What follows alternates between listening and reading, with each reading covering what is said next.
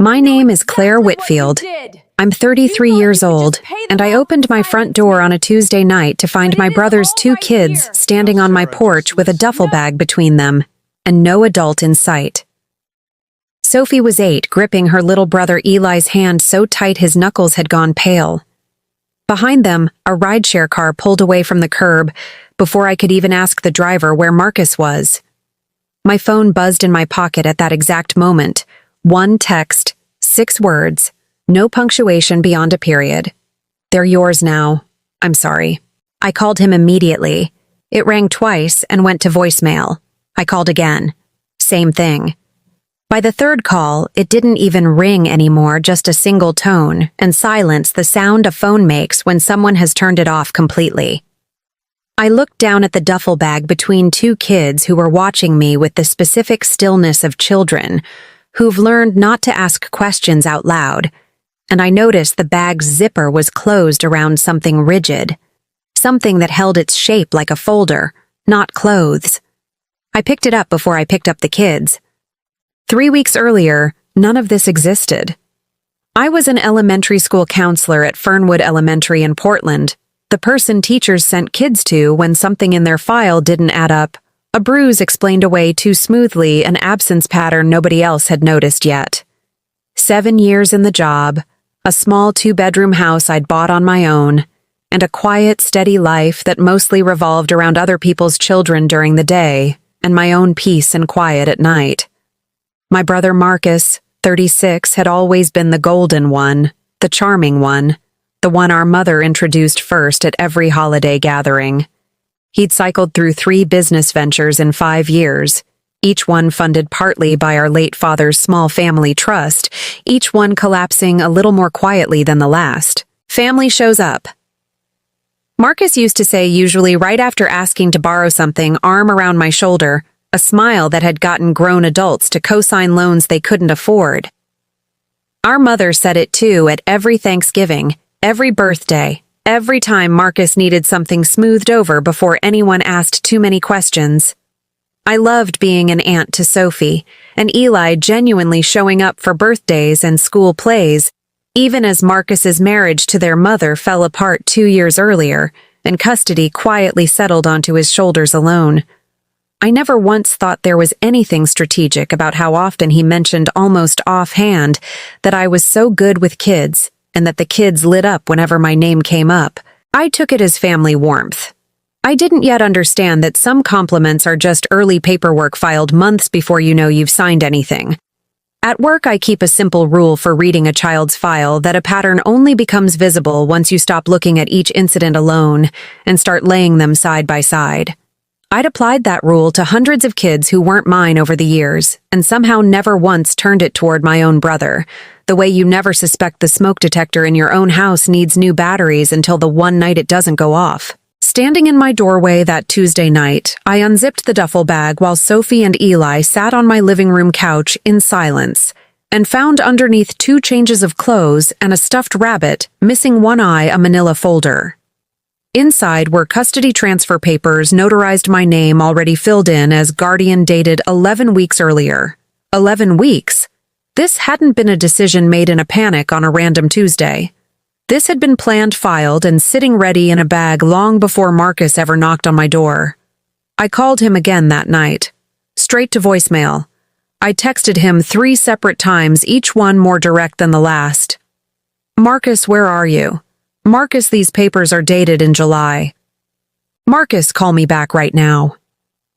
Nothing came back except silence. The kind of silence I recognize from 13 years of student files, the pattern that shows up right before a family finally stops answering the phone at all. I sat on my kitchen floor at 11 that night after finally getting both kids to sleep in my guest room, reading through the custody folder page by page under my phone's flashlight, and found a second document tucked behind the first, a simple handwritten note in Marcus's familiar looping handwriting. "Claire, you were always better at this than me. Take care of them. I'll explain everything when I can. When I can. Not soon. Not tomorrow. When I can." The kind of phrase that promises nothing while sounding like it promises everything. I stayed up long after that, sitting on the floor between the couch and the hallway, listening to two kids breathe evenly for the first time that night. And I thought about every intake meeting I'd ever run at work, where a parent used exactly that phrase when I can write before disappearing from a case file for good. I never imagined I'd end up reading it in my own brother's handwriting at my own kitchen table about his own children. By the next morning, the family group chat had already decided what had happened, and it wasn't what actually happened. "So brave of you to step up," my Aunt Deb wrote with a heart emoji. My mother called before 9, her voice bright in a way that didn't match the situation at all. "Marcus is going through something, honey. He just needs a little space to sort himself out. You'll be wonderful with them, you always are." Nobody asked where Marcus actually was. Nobody asked why custody papers had been notarized 11 weeks before he ever showed up on my porch. My mother had simply narrated a version where this was a spontaneous cry for help instead of a plan someone had quietly built and waited to execute. I called the school district to arrange emergency enrollment for Sophie, called Eli's pediatrician to transfer his records, called my own principal to explain why I needed unexpected family leave, 3 phone calls in one morning that all started with the same sentence: "My brother left his kids with me and disappeared." 2 days later, Marcus's landlord called my cell phone, a number he must have pulled from Marcus's old paperwork. He wanted to know if Marcus still planned on paying the 4 months of back rent he owed, since the apartment had already been flagged for eviction proceedings before Marcus vanished. 4 months. This hadn't started the week he dropped the kids at my door. This had been unraveling for most of a year. Would you have taken them in without asking a single question first? I keep coming back to that question myself because the honest answer is I didn't hesitate for even a second, and I'm still not sure if that makes me generous or just predictable in exactly the way Marcus was counting on. I stopped waiting for him to explain anything. I opened a notebook, the same kind I use for student intake at work, and started writing down every date, every call, every gap in the story, the same way I've been trained to for 13 years, except this time, the file was my own family. By the end of that first week, I'd built a routine that felt less like parenting and more like triage packing. 2 lunches I'd never had to pack before learning that Eli wouldn't sleep without a specific hallway light left on, discovering that Sophie flinched every time a phone rang in case it was finally her father calling back. Nobody in the family group chat asked how any of that was going. They asked twice if I'd heard anything new about when Marcus might be back, as though his return date mattered more than the 2 children currently rebuilding their whole sense of safety in my guest room.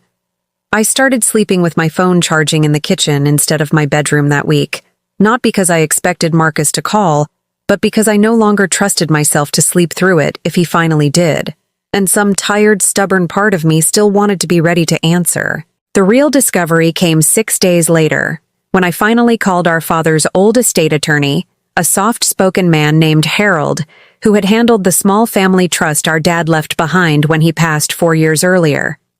I just wanted to understand what resources might exist for the kids' medical coverage, any account that might help with school supplies.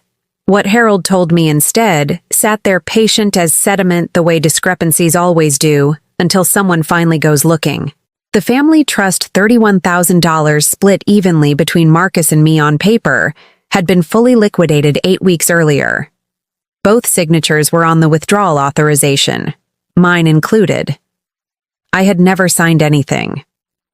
I told Harold that clearly, and he went quiet the way people go quiet right before they confirm something you were hoping they'd contradict. Would I have caught this if it hadn't been my own signature sitting on a document I never touched? I've turned that question over every night since, and I still don't fully know the answer, which is its own kind of unsettling. I didn't call Marcus again. I opened the same intake notebook and titled a fresh page the plain, factual way I title every case file at work, Whitfield Trust Discrepancy, and underneath it wrote the 2 things I now knew for certain: custody papers filed 11 weeks ago, and a forged signature on a $31,000 withdrawal 8 weeks ago. 2 events. 19 weeks of planning behind a text message that had looked at first glance like a single desperate moment. I called Harold back the next morning. "I'm going to need everything you have on that withdrawal," I told him. "Every document. Every signature. Whatever exists.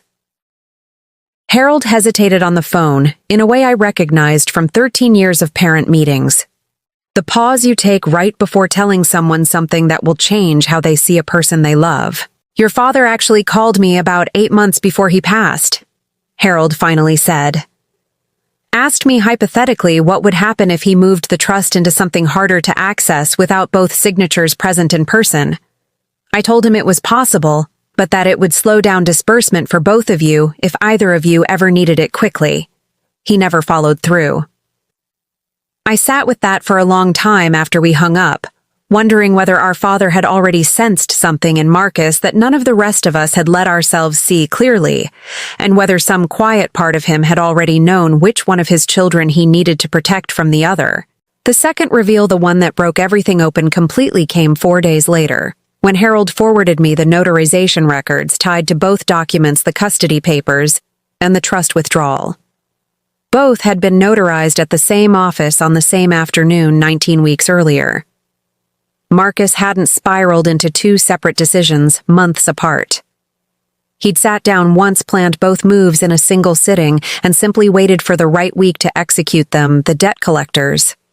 Closing in the eviction notice finally posted the moment he needed to disappear cleanly with the trust money and leave someone else holding the rest of his life.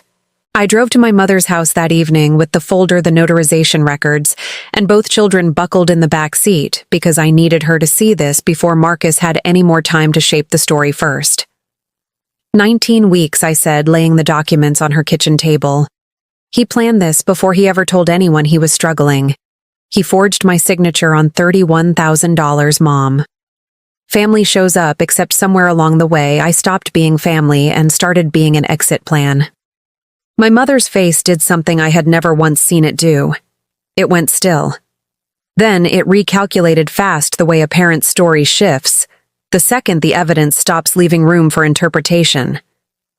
He's not a bad person, Claire, she said quietly. He just got in over his head and panicked. He didn't know how else to protect the kids except to bring them somewhere safe.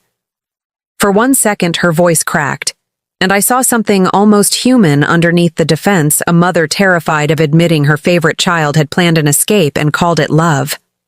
Then she straightened her shoulders, and the crack sealed shut as fast as it had opened. But you're turning this into something ugly, when all that matters is those kids are safe now. Then came the offer.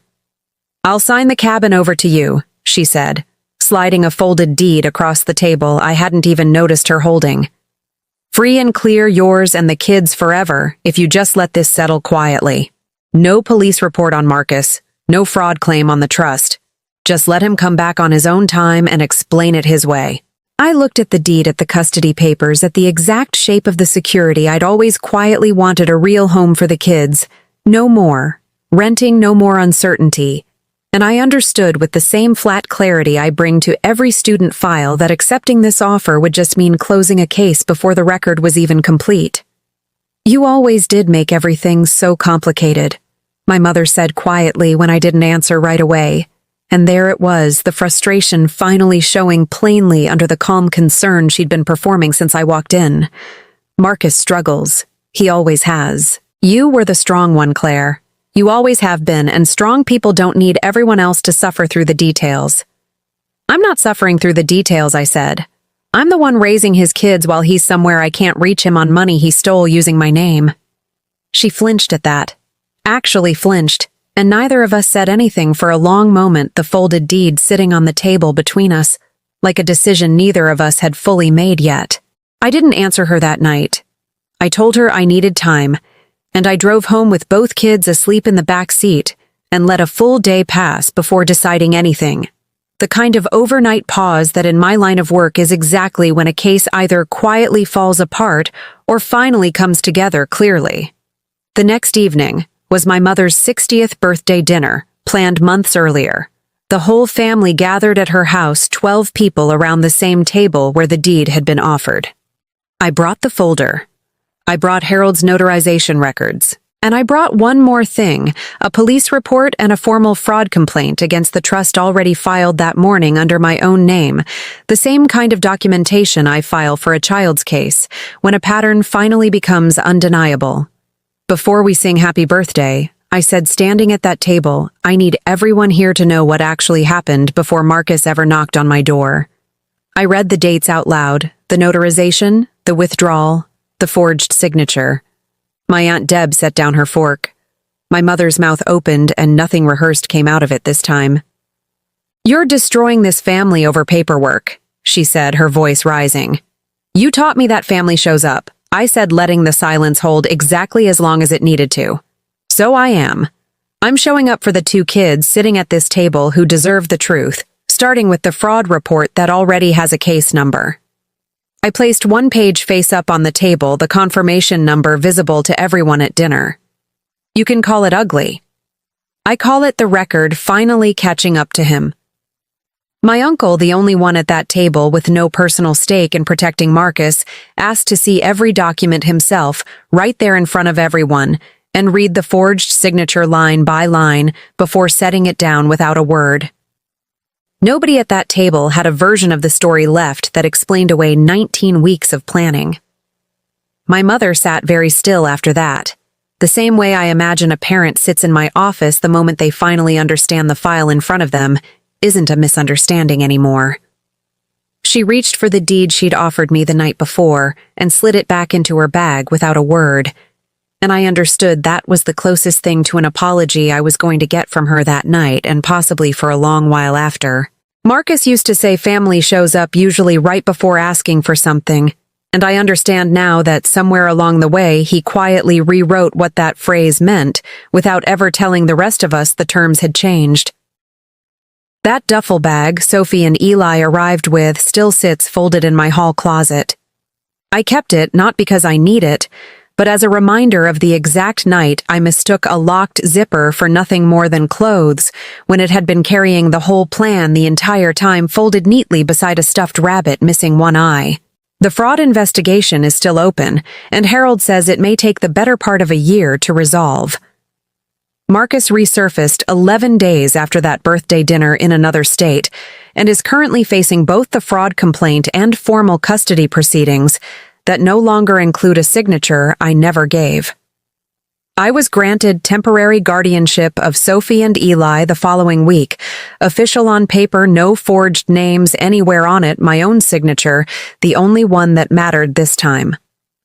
Sophie sleeps with the hallway light on still, and some nights she asks when her dad is coming back, and I tell her the truth in pieces. Small enough for an 8-year-old to actually hold, that I don't know yet, but that she is safe here. For exactly as long as she needs to be, no paperwork required to make that true. If someone in your own family has ever shown up at your door, needing you to simply not ask questions, tell me what you did about it in the comments below. And if this story sounded a little too familiar, subscribe to the Revenge Ties, because there's always another family somewhere mistaking silence for love.